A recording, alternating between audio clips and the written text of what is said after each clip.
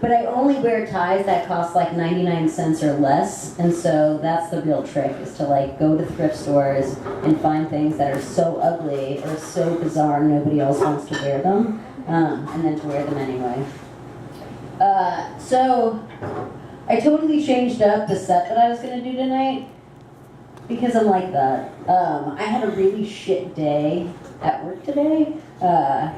My pregnant POC coworker and I got booted out of a building while we were waiting in the lobby because they said we were making people nervous and uncomfortable. And we then had to call up and say we're not allowed to come to the meeting because we got kicked out of the building because we're maybe not what everybody else looks like. So I'm excited to be here, and I thought I would do some different pieces that are a little bit more nice. Because I figure I should bring out the energy I want to receive. So this first one, actually I'm going to do 3 sort of like I like you pieces, and then I'm going to do sort of like fuck the holidays. So, and feel free to like, you know, make noise during these things, because it's always nice when you can kind of hear from the folks in the crowd. Okay. I want to dance. Boom, chick, boom, chick. I want to dance for today because I'm grateful for it. I want to dance for tomorrow because the unknown excites me. I want to dance down the street and up the stairs, but not away from you. I want to have a nerdy dance with you, where neither one of us knows how to dance to this song, but we want to dance together so desperately we are pretending that it isn't uncomfortable. I do not want to do the Macarena, because nobody looks good doing that dance. I want to slow dance with you when you've had a hard day, or I do. Left, right, left, right. Let's sway like we're at an 8th grade dance and it's the most important night of our lives. I want to do that. I want to dance to that Willow song with you and whip our hair back and forth. And not just the hair on our heads. That's right, let that sink in. I want to dance, and I do when I'm happy for me. The nonsensical kind of dancing where I'm just flailing around and it makes you laugh. I want a partner dance with you. I want to hold up my left hand to lead you. Have you wrap your left arm around my right shoulder blade. Slide my right hand into your mid-back and grace the dance floor with our presence. I want you to lead me too. I can switch. I want you to dance for me. Costumes to be negotiated. I want to dance for you. The most unsexy dance moves you have ever seen, because I'm nervous that you won't think I am. I want you to teach me how to dance.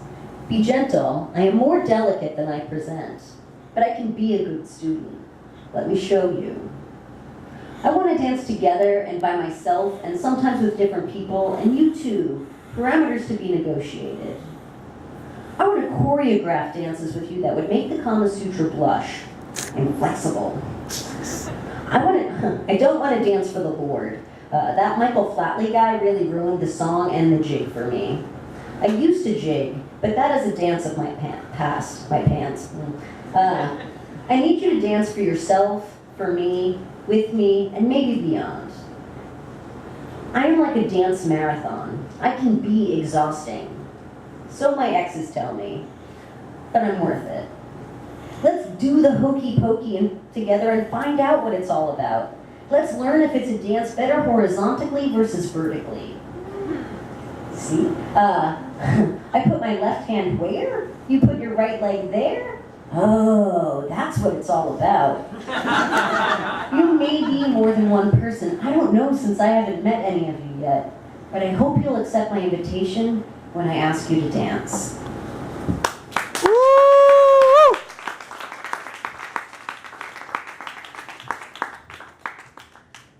I don't know about you, but like I like to play it really cool. Like I know myself, I'm really solid. Except when I like people, and then I become like an idiot, right? Like I don't know what to do, I don't know what to say, and so this one's sort of what that looks like. You've heard this, you know? Oh my God! I like you, but I don't like you. I mean, I do. But what if you don't like me back? Devastating. Like learning your safety school turned you down. I feel nervous around you, but also really excited, but more nervous. Like those dreams where you're naked in a public space and you don't want to be. By the way, you look pretty today. Not that I can say that to you. I am certain that I blush in places all over my body that make it look like I'm breaking out into hives. I might be breaking out into hives. I feel itchy. Oh, damn it, focus, Casey, focus. See, this is what happens. I see you, or I think about you, and my mind takes off like shooting stars in 18 different directions. I wonder, do you notice? Am I showing? Do I look okay? You always look so nice. Why the hell is my body tingling? My body is discombobulated. I am utterly clumsy around you with my words and actions. See, I see possibility with you. Is that weird? Too much? I see us holding hands, having continuous kissing sessions, even running open-armed in fields until we embrace. I would shout from the rooftops, I love you, as often as I could, because I am certain that if you let me love you, I would not be able to contain myself from showing you or the world. In time, and I mean in time, I could see a U-Haul carrying us off to our dreams. I see us swinging on a porch as we drink Alka-Seltzer. See, we could grow old together. And that is really scary. I want to run away. I want to run away from my clumsy, my awkward, and these nerves. I've tried to ignore you, but when you enter a room and our eyes connect, I can't. And I don't want to run away. I want to pick a flower and leave it at your doorstep with a note that says, "Can we go for a walk sometime?" I feel nauseous just thinking about it. I want to know the story of you, share the story of me, and perhaps begin creating a story of us. What do you think? Yeah! Woo! All right, one more on the topic that makes me most uncomfortable. Okay. Have y'all heard of Rain City Slam? That happens Wednesdays down in Seattle. Oh yeah, oh yeah. And once a month they do that show Liner Notes, which you should totally come down and sign up for, where they assign you a song and then you have to write something inspired by it. And I always get the love song. Pretty much always. And so this is from one of those albums. I don't want to write about falling in love, or falling out of love, or being in love, or really anything that has to do with love. Why? Because love scares the crap out of me. When I think about it, my chest tightens like when I'm about to have an asthma attack and I'm scared that I'll never be able to breathe again. I want to play it cool, like, love, whatever, I can take it or leave it, no big deal. What I don't want to tell you is that I like you. A lot. When I think about how much I like you, the room starts spinning and sometimes I have to sit down and put my head beneath my knees because I think I might pass out. What I don't want to tell you is that on the days I know I get to see you, I wake up smiling. And the nerves throughout my body tingle to the point that my hands won't stop shaking. What I don't want to tell you is that I have been in a constant good mood since I met you, and I started listening to pop music. And liking it. Ooh, I know. What I don't want to tell you is that my heart feels so open, it is making me behave awkward socially. I hugged a police officer that I don't know for no reason, and was then questioned about being publicly intoxicated. I wasn't, at least not on alcohol. What I don't want to tell you is that you make me so nervous I can't drink water for 2 hours before I see you. Otherwise I will have to keep running to the bathroom and I don't want to miss any time I get with you. What I don't want to tell you is that I feel like a giant emoticon around you, a giant bouncy smiley face with arms that dart in and out like a cheerleader who won the Spirit Award. Which I did, by the way, and I didn't want to tell you that either. What I don't want you to know is that I haven't had feelings like this in years. You know, but no pressure. What I don't want you to know is that I'm scared to write a heartbreak poem about you. What I don't want you to know is that I'm completely open to getting to the place where I could write a heartbreak poem about you. I feel like I'm in a 90s rom-com, and I just want to say, I'm just a gender-neutral queer standing in front of a person, asking them to like me.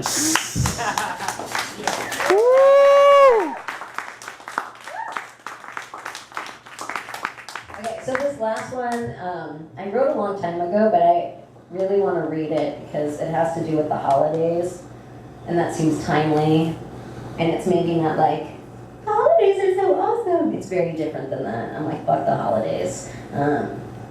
Yeah. Okay.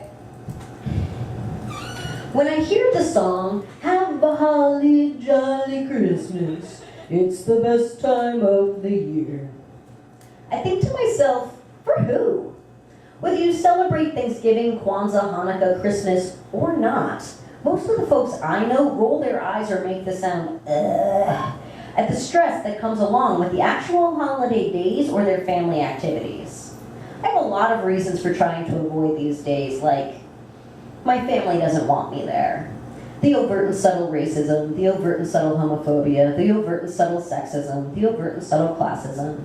Now I have fun challenging closed minds. It's how I cope. But what creates my anxiety more than anything are their accents. See, I grew up in Long Island, New York.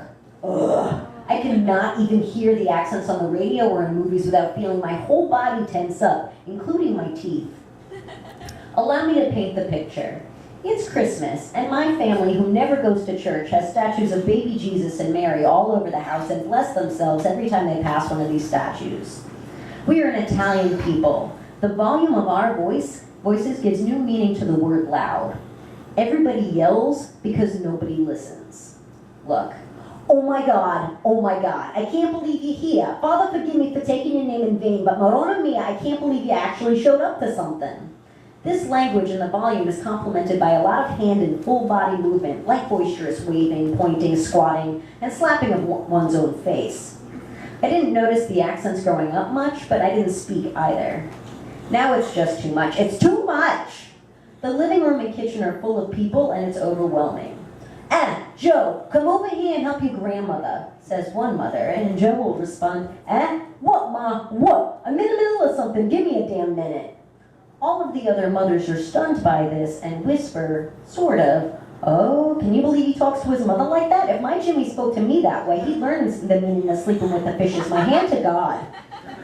No Italian mother wants to be seen as anything less than a strong matriarch. Not only is it on, it never ends.